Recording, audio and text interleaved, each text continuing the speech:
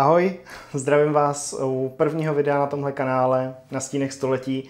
A než si vlastně řekneme, co jsou stíny století, tak mi dovolte, abych vám položil jednu otázku. Baví vás dějepis? Zkuste se nad tím prosím zamyslet. Je dost možný, že ano, protože přece jenom jak jinak byste se dostali na tady ten kanál, ale je taky spousta lidí, kteří dějepis úplně nesnáší. Svým způsobem to ale dokážu pochopit, protože je tam spousta jmen, je tam spousta letopočtů, je toho prostě na to učení hodně. Ale zkusme se na to tady na tomhle kanále podívat trošičku jinak. Já totiž vždycky tvrdím, že dějepis nejsou letopočty. Dějepis jsou podle mě příběhy, a když se to pojme nějakou zajímavou formou, tak si myslím, že dějepis a učení se na dějepis může být vlastně hrozně fajn zážitek. A napadlo mě, že bychom se mohli ten dějepis učit spolu. A to prostřednictvím buď tohohle videa, a nebo bychom se mohli učit společný dějepis právě přes webový projekt Stíny století. Sanitka. Abych se vám na začátek ale představil, jmenuji se Aleš a o dějiny se zajímám už od svých 4 let. Neuvěřitelný. A je to právě ten důvod, že mě potom bavil dějepis, ať už na základce nebo na střední, jenomže tam byl jeden problém. Nikdy jsme se nevěnovali tomu tématu, který mě ze všeho nejvíc zajímá, tedy 20. století.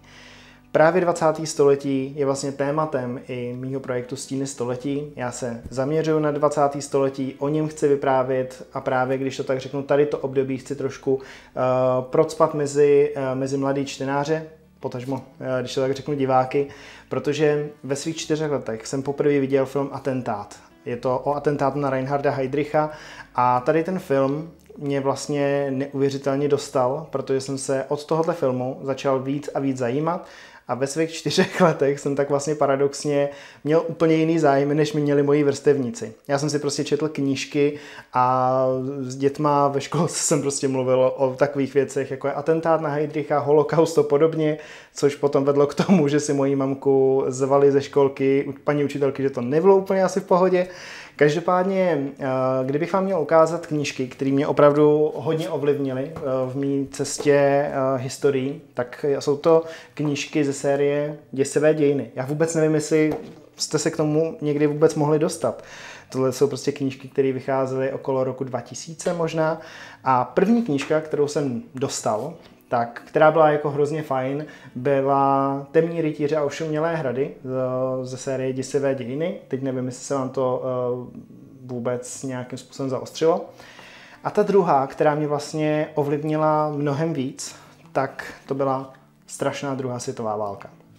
Jsou to knížky, které jsou psané vlastně hrozně svéráznou formou. Je to na bázi komiksů a různých jako vtípků a podobně, ale díky tady tomu se autorovi dařilo, nejenom mě, ale i spoustě mých jako známých, který právě Děsivé dějiny četli, tak se jim dařilo předávat tu historii tak, že to nebyl takový ten dějepis, kde se musíte učit jeden letopočet za druhým, jedno jméno za druhým a podobně. O něco podobného bych se vlastně chtěl pokusit taky. Svých posledních 11 let, což je neuvěřitelný, že už je to tak dlouho, jsem zasvětil tomu, že jsem provázel. Stal se ze mě průvodce na různých českých památkách, hrady, zámky a v roce 2022 jsem si splnil svůj dětský sen a jak jsem vám říkal, že jsem se zajímal už ve svých 4 letech o atentát na Heydricha, tak v roce 2022 jsem provázel v kryptě, přímo tam, kde se vlastně parašutisté schovávali a kde svedli svoji poslední bitvu proti nacistům. Bylo to v roce 1942 a ten příběh je naprosto neuvěřitelný. Hrozně se těším na to, že vám ho potom budu předávat, až na to dozraje ten čas. Každopádně je možný, že jsme se v kryptě taky někdy potkali, protože jsem tam vlastně dělal lektora pro především školy. Tak pokud je tady náhodou někdo, koho jsem už provázel v kryptě, tak budu moc rád, když mi napíšete třeba dolů do komentářů. Tak jo, o mně už jsme si něco málo řekli, tak se teďka podíváme na to, co jsou vlastně Stíny století. Stíny století jsou můj projekt, který jsem založil na začátku června roku 2025, takže letošního roku, a je to web. Je to web, kde se snažím předávat příběhy 20. století, příběhy událostí, které vlastně nás dodnes nějakým způsobem ovlivňují. A říkal jsem si, že bych to pojal právě jako příběhy, na kterých vysvětlím historii tak, aby ta historie, aby ten dějepis dával vlastně větší smysl, abyste se to potom lépe mohli učit a abyste se dozvěděli nějaké zajímavosti. Jenom co je důležitý, týká se to pouze a jen 20. století. Krom článků, který se snažím vydávat tak nějak pravidelně, tam už teďka najdete taky 2 dějepisné taháky. Na Mnichovskou dohodu a právě na atentát na Heydricha. Ten tahák vždycky vlastně vypadá tak, že tam máte několik otázek, je to ve stylu takového Q&A a vy si můžete odpovídat na ty otázky a potom teprve, abyste si zkontrolovali, jestli to máte vlastně správně, jestli tu odpověď můžete rozbalit, pak ji zase zabalíte a můžete si zase opakovat a opakovat a opakovat. Zároveň tam máte jenom 3 data, který se vlastně hravě naučíte a zároveň tam máte jenom několik málo jmen, který je dobrý si k danému tématu zapamatovat. Když to tak řeknu, tak se vlastně snažím najít ten nejlepší a nejjednodušší způsob, jak se učit právě na dějiny 20. století, protože si moc dobře uvědomuji, že ty témata můžou být strašně složitý a zvlášť, když se do toho začíná míchat ještě ke všemu politika. Ale snažím se vytvářet články a zároveň teďka nově i ty 2 taháky tak, aby to bylo srozumitelné, aby to bylo stručné, abyste se to prostě mohli jednoduše naučit a abyste se neutopili ve všech těch datech a ve všech těch jménech, které jsou důležitý k naučení, který je fajn znát. Ano, je fajn je znát a já vás tady připravím, když to tak řeknu, na takový ten základ. A bude samozřejmě jedině super, když potom půjdete víc a víc do hloubky a záleží samozřejmě na tom, jak vás to bude bavit, jak se tomu budete chtít věnovat a podobně.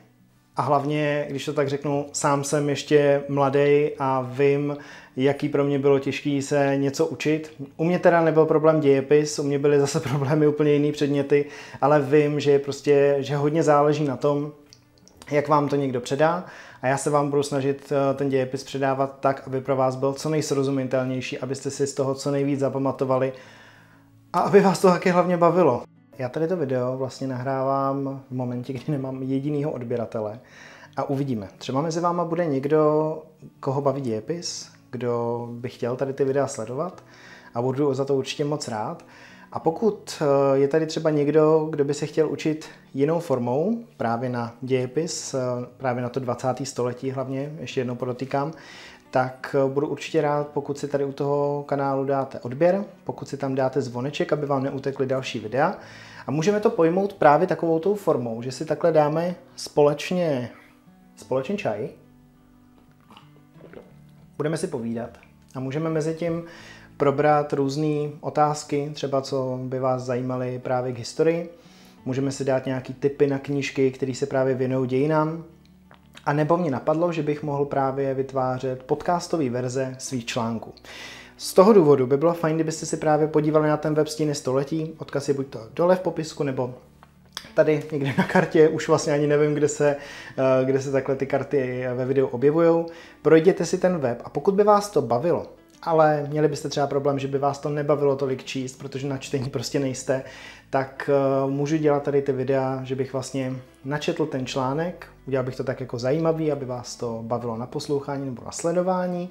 Bylo by to něco ve stylu Cage Dragon, jestli znáte, akorát to je s tématikou Harryho Pottera, tak tady by to byla druhá světová válka a jiný témata. No a myslím si, že máme šanci na to, aby jsme měli kanál a komunitu, která by nás mohla všechny těšit a že bychom se tady mohli něco společně nového naučit. Tak jo, já budu moc rád, pokud se teda podíváte na ten web, podíváte se na Stíny století, podívejte se i na ty taháky, můžete si je rovnou vyzkoušet, budu určitě rád za vaši zpětnou vazbu.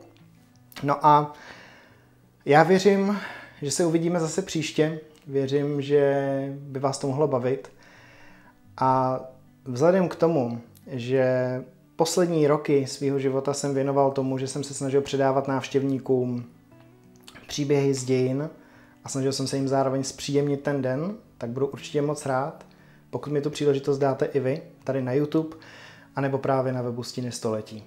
Díky moc, mějte se moc hezky, pokud se vám tady to video líbilo, to je strašný, já tady to už vlastně vůbec nejsem zvyklý, ale pokud se vám tady to video líbilo, tak dejte like.